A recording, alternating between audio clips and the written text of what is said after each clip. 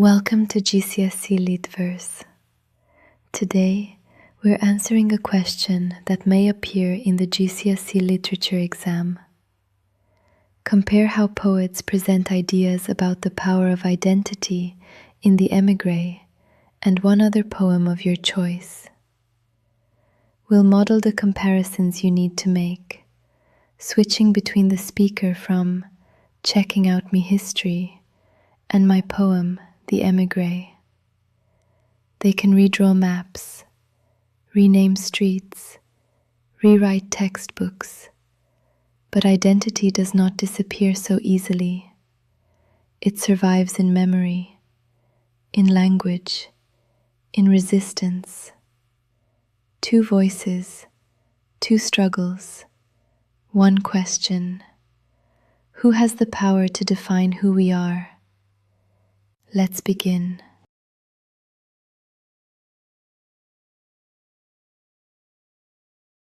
Initially, Rumens presents a speaker who is confident and secure in her identity and sense of belonging, whereas Agard highlights the helplessness felt when identity is suppressed and denied. In The Émigrée, identity is presented as resilient and self-assured. The line, "But I am branded by an impression of sunlight," suggests that the speaker's identity is permanently marked by positive memories of her homeland. The verb branded implies something irreversible, as though her sense of self cannot be erased. Despite political turmoil, her identity remains strong and illuminated. This creates a feeling of confidence and defiance. The metaphor of sunlight suggests warmth, clarity, and hope, reinforcing the speaker's emotional attachment to her past. Rumens, writing about displacement and exile, presents identity as something internal and enduring. Even if a country changes politically, personal memory protects identity from destruction. However, Agard presents identity as something that has been deliberately denied. In Checking Out Me History, identity is suppressed by education and colonial influence.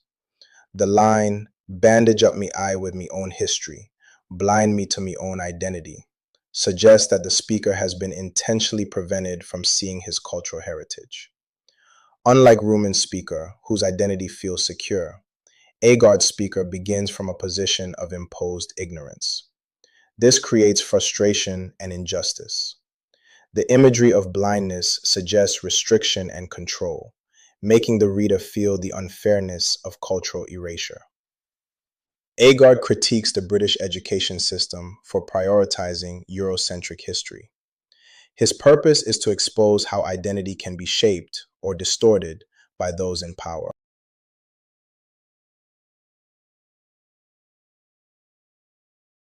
Both poets present language as central to identity.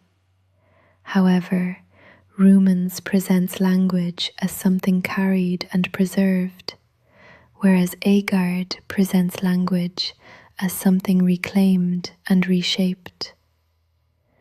Rumens writes, "That child's vocabulary I carried here like a hollow doll, opens and spills a grammar."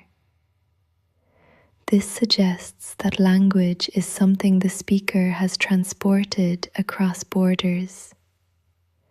The simile of the hollow doll implies fragility, yet the verb spills suggests abundance, showing that identity survives displacement. This creates tenderness and vulnerability.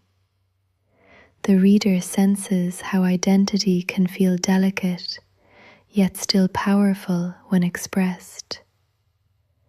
Rumens suggests that language preserves cultural identity, even in exile. It becomes a tool of resistance against forgetting.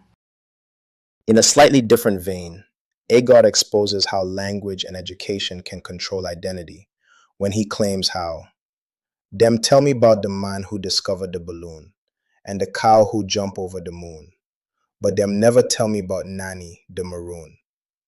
The repetition of "dem tell me" emphasizes how colonial education selectively teaches history, suppressing important figures like Nanny the maroon.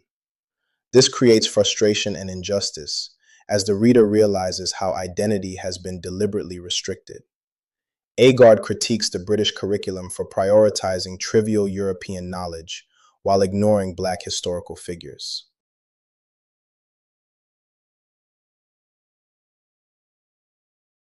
Ultimately, whilst both poets show their speakers fighting to reclaim their identity, Rumens presents this struggle as ongoing and uncertain, whereas Agard presents identity as something that can be actively reclaimed and celebrated. Rumens writes, "My city hides behind me. They mutter death, and my shadow falls as evidence of sunlight." This suggests that identity is constantly threatened by political oppression.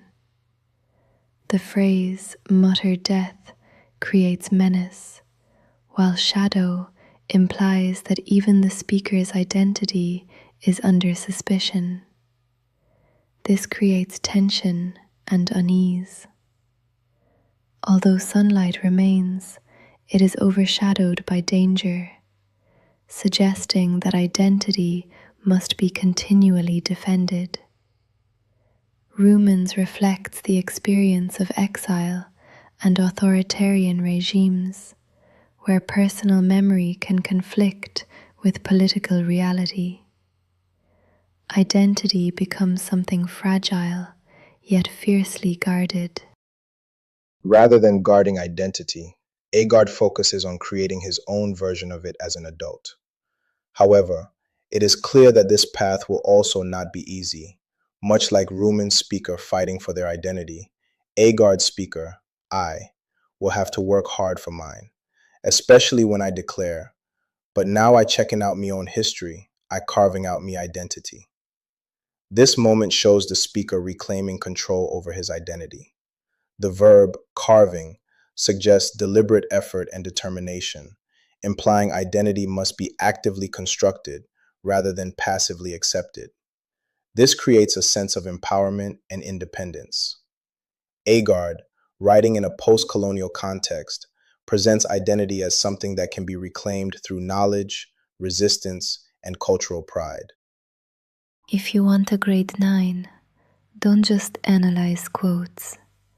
Compare perspectives, compare emotions, compare purpose, and show the examiner you understand the true power of identity.